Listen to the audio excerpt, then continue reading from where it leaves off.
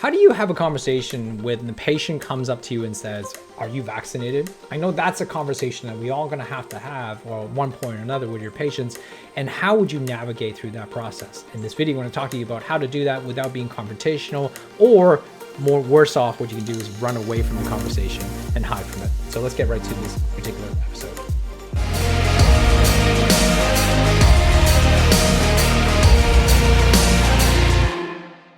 Hey there, it's Laurence Tham here, your chiro coach. When it comes to chiropractic and navigating through COVID-19, it's a conversation that no matter where you are in the world, you're going to experience it. And the biggest challenge that a lot of chiropractors are having is, what do you say to patients when they come up to you and say, hey, are you vaccinated? And knowing that chiropractors are typically more vaccine hesitant, oftentimes that could create some particular issues in terms of how you navigate that conversation. But let's face it, none of us chiropractors tend to want to be that confrontational about it either. Now, some do, but most of us aren't. And so how do you navigate through that conversation? It's a great question. And my thoughts are obviously not the only thoughts, but my thoughts are this: you have an opportunity to really learn and understand, and also maybe communicate your thoughts that could change and influence someone's thinking around the whole situation.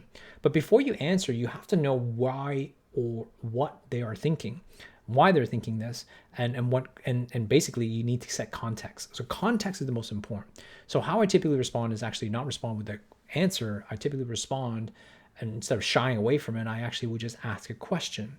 And the question is to get context. So if someone asks me are you vaccinated? My fundamental belief is that it's none of anybody's business, really, and it shouldn't be anybody's business, and it's really a personal choice. And I have no judgment whether you are vaccinated or unvaccinated. I don't think that's an issue that for me to debate on. But I'm not, of course, that's not what I'm saying. I'm not suggesting you should say that. What I would say, what I would do is ask a question. So if someone says, "Are you vaccinated?" My question goes,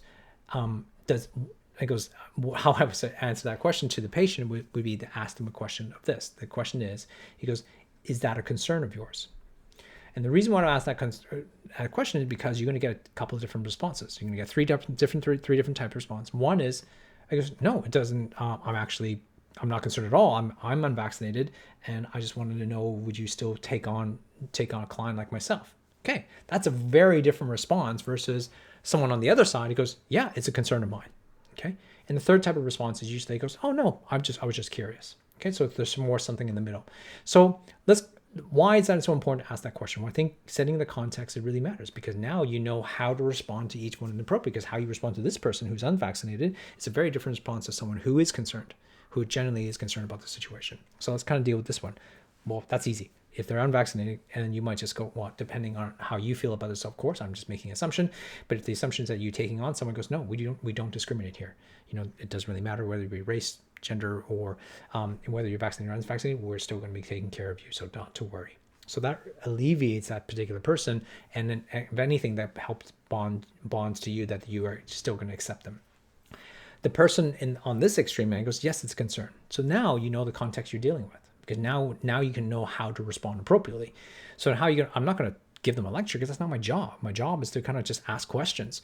And so this is how I tackle it, by the way. So someone goes, yes, it's a concern. I go, well, what specifically is your concern? He goes, well, they're going to say something. So again, I'm getting more context, and they're going to say something. Well, I'm scared that the unvaccinated people, if you allow unvaccinated people to come into this practice, they are going to come in and they are going to spread, the virus to me.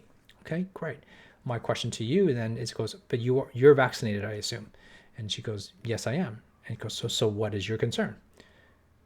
And then they're going to say, obviously that puts them on the spot, and most likely they're going to say something. He goes, well, I can still get it. I'm like, yes, you can. And so can an unvaccinated person and a vaccinated person can get it. So we'll both agree to that. But you also can understand that a vaccinated person or an unvaccinated person can still spread the virus. Vaccinated person can spread the virus just as much as an unvaccinated person can spread the virus. So regardless whether I allow an unvaccinated or vaccinated patients to come in, they can both potentially spread the virus. So that should leave them on the spot to kind of address some of that concern. Now they're going to have to say something, because, well, I don't like it. So now it depends on where you stand on the issue.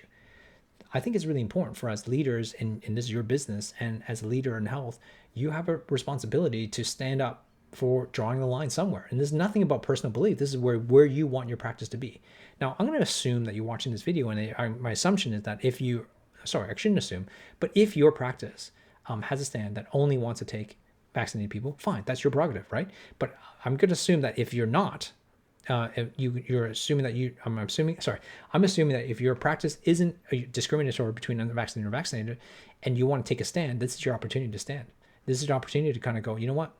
I understand your concern, and I just told you that, you know, whether they're vaccinated or unvaccinated, they can still spread the virus, and you're fully vaccinated. So, you know, and I understand your concern. And it goes, if this is still a concern for you, I can tell you that I'm not discriminating between unvaccinated and vaccinated. I'm here to help people. That's my job. This is what my oath I've sworn to do.